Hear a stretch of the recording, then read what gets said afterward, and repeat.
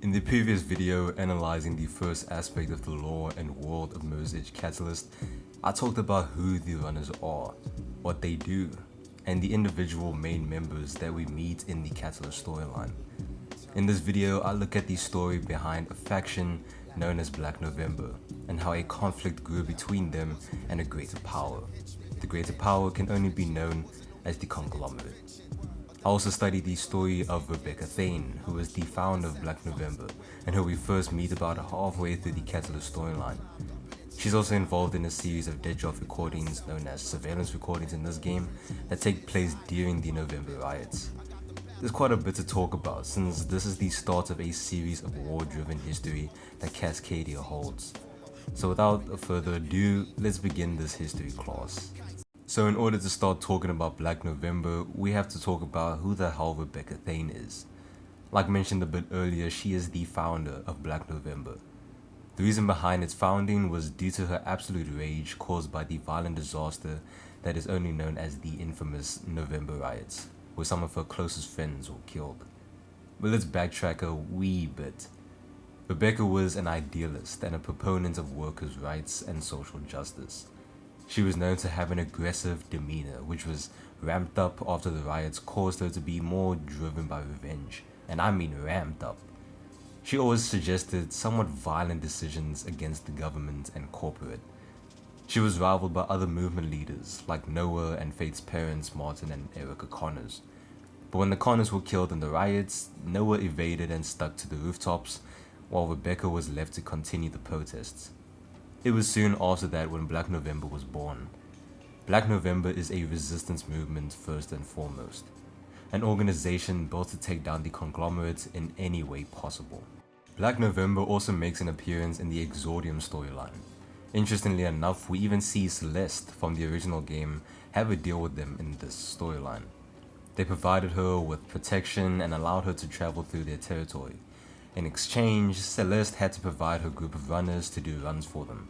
But things went to absolute hell when Celeste had another deal with Black November, where she had to steal a prototype cancer vaccine for them. They would have to give Celeste enough of the synthesized vaccine to cure her sister's melanoma cancer. Now what's wrong with that, you may ask? Well, during the exchange of the vaccine, Faith stole it and made a run for it. But unlike the freedom fighters from the runner side that kept things a bit low-key, Black November was hardcore. Correct me if I'm thinking about this the wrong way, but those who were close to Black November groups in any way were destined to be targets. Reason being is because Black November had a stance being quote-unquote that there are no innocent civilians in the struggle and that anyone not fighting the Conglomerate is indirectly supporting it. Therefore, they are all viable targets. And I mean, some of it is justifiable, but just because some people don't want to be involved in riots doesn't exactly mean they support the powerful conflict, the big bad enemy. Some reality talk for a moment. To send a message to the government, there must be a large group of people that have to fight for a change. But the catch is that riots are so damn dangerous that not everybody wants to be involved in it. Which means you're going to need a few people to die for your request. For example, I have some respect for the people who are fighting for improvements of human rights in society, and I very much agree with their message. But I would never want to be involved in a riot. Riots can go from peaceful to extremely violent, and I don't want to be caught in the crossfire. Coming back to the fictional but semi-realistic world lore of Mirror's Edge, Black November are kind of making innocent people who don't want to be caught in a violent parade targets, which is very wrong. And this kind of makes Rebecca a cold character because in her bio it quotes, "The general population Rebecca considers to be sheep, unable to govern themselves, and as their self-appointed shepherd, she intends to lead the flock to the greener pastures. It's a long, hard road, and if some are lost on the way, so be it."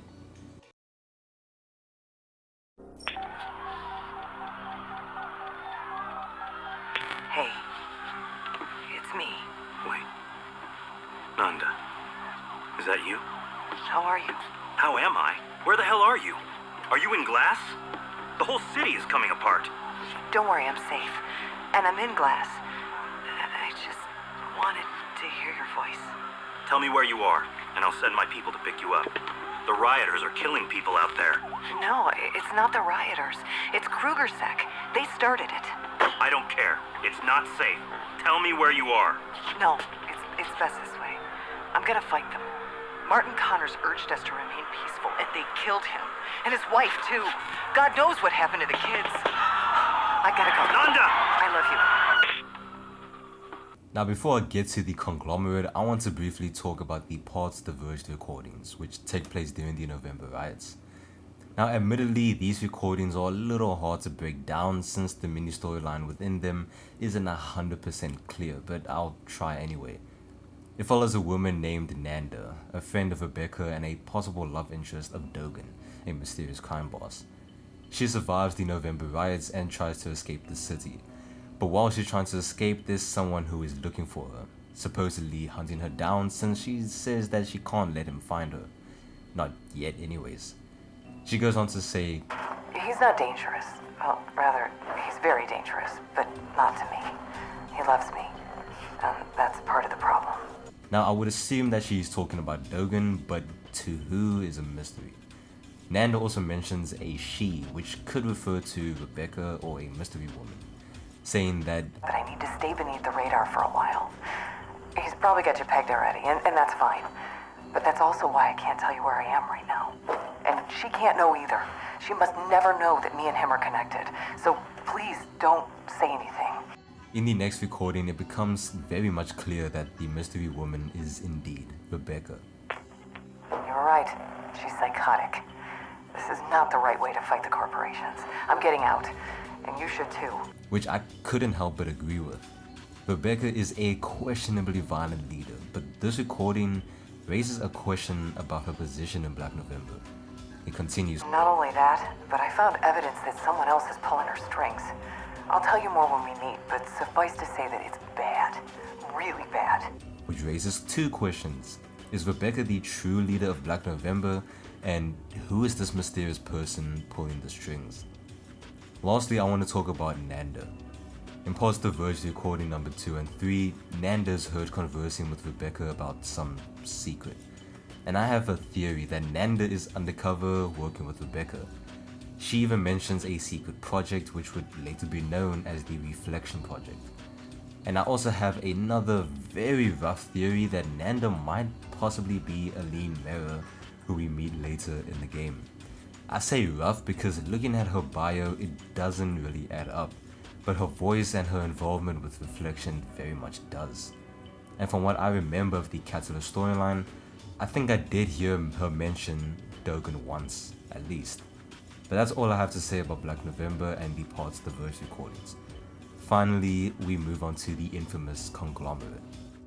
The Conglomerate has reigned supreme in Cascadia for about 14 years before and during the Catalyst storyline. But technically, they were kind of in power about 2 decades prior. The corporate houses, who are the wealthy people, have entrenched themselves firmly since the founding, and most of the mid-caste and low-caste, who are the middle class and upper class, from what I understand, believe that the current system is the best one out there, with almost nobody wanting a return to what happened during the Omnistat era, which is a piece of Cascadian history we'll get to. The Conglomerate has a policy that dictates the do's and don'ts that apply to every Cascadian and tourist who comes to live in Cascadia. This is a strict code of conduct, and don't we love codes of conduct? Safety rules and other regulations that affect the lives of those who are employed. Those who break the policy are sentenced by Krugersec without trials. There's a decent variety of punishments that policy breakers could face, from temporary suspension of selected rights all the way to contract termination. Severe offenders are permanently demoted straight to outcast, while casual offenders are demoted by 1 caste, which implied that you could build yourself back up. Because of this, some outcasts go out into the Greylands, some outright disappear, and if you're like Nomad, some become runners. The Conglomerate have placed surveillance cameras all over the city, keeping close watch on its people. The The Conglomerate also supply everyone with a biometric wristband called a grid link.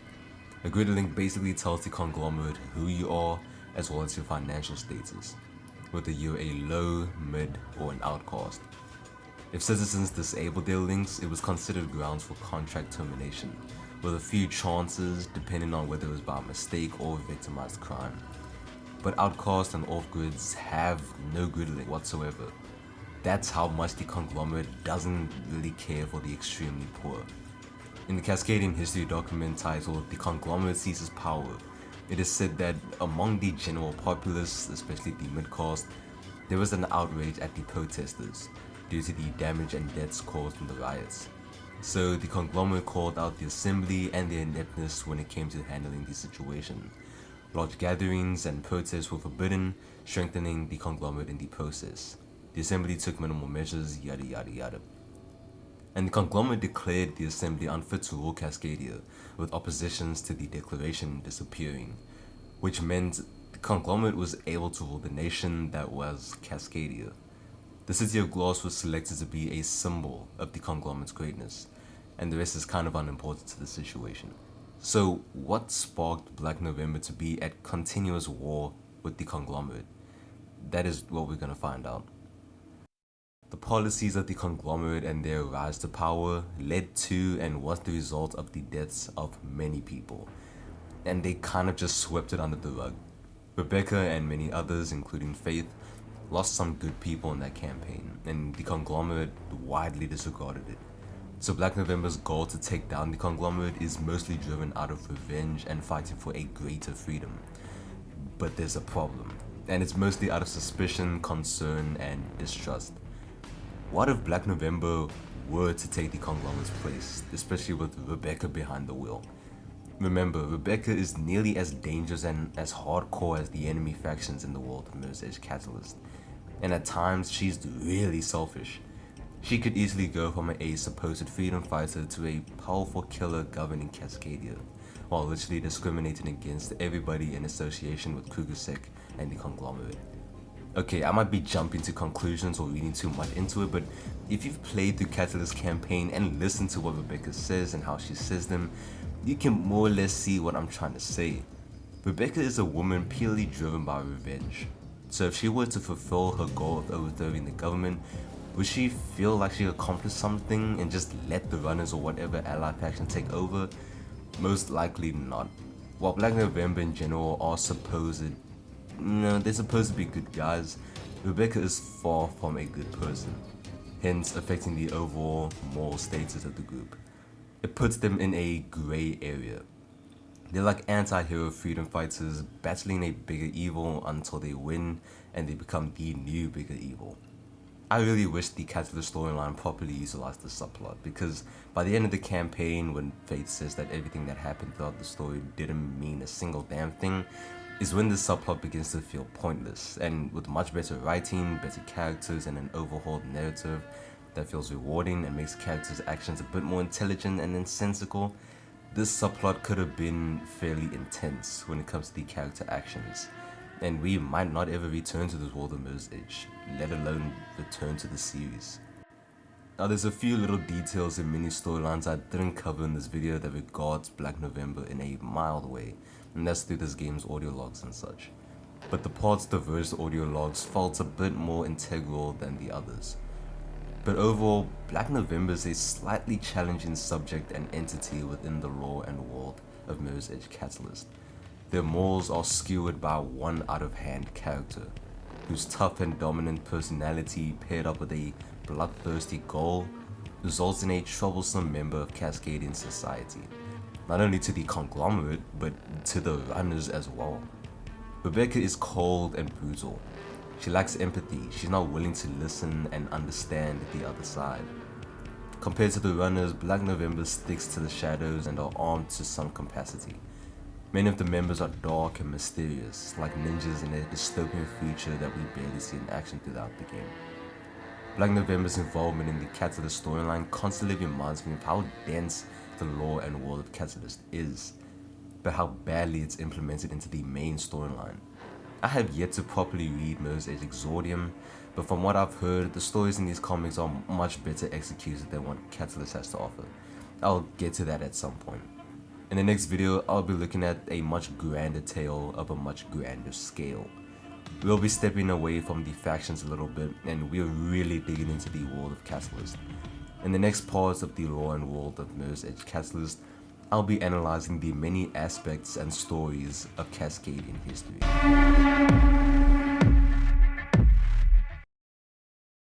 Okay, a little channel update. So from now on, I won't be just simply reviewing, analyzing, or critiquing games. I've already started the whole character study and lore analysis thing on the channel, and it's been received decently for the most part. The Black Ops video is suffering quite a bit, but it's understandable due to its unpopular topic, but it's out there. But from now on, I'll be doing a lot of dissertation type videos. So I'll take a game and analyze a certain feature, aspect, or factor of said game and talk about it in depth. A good example being an upcoming video of mine, which should be released after this video, which talks about the deeper themes and story behind the original Hitman 2, being Hitman 2 Silent Assassin. So look out for that video coming soon. And for those who checked out and liked the Black Ops video I did regarding Seraph and the 54 Immortals, I made a pretty good fan fiction that is only available on Google Drive at the moment. It'll be coming to Wattpad soon though. Basically, it serves as a deeper character study based on Black Ops 4's Seraph and that world. It takes place before Project Blackout and adds some more backstory to Seraph and the key members of the 54i that could actually make sense within the context of Black Ops 4's lore. So, check it out. The link will be in the description. That's all I have for now. Everybody stay safe, stay entertained, take care, and take it easy. Cheers.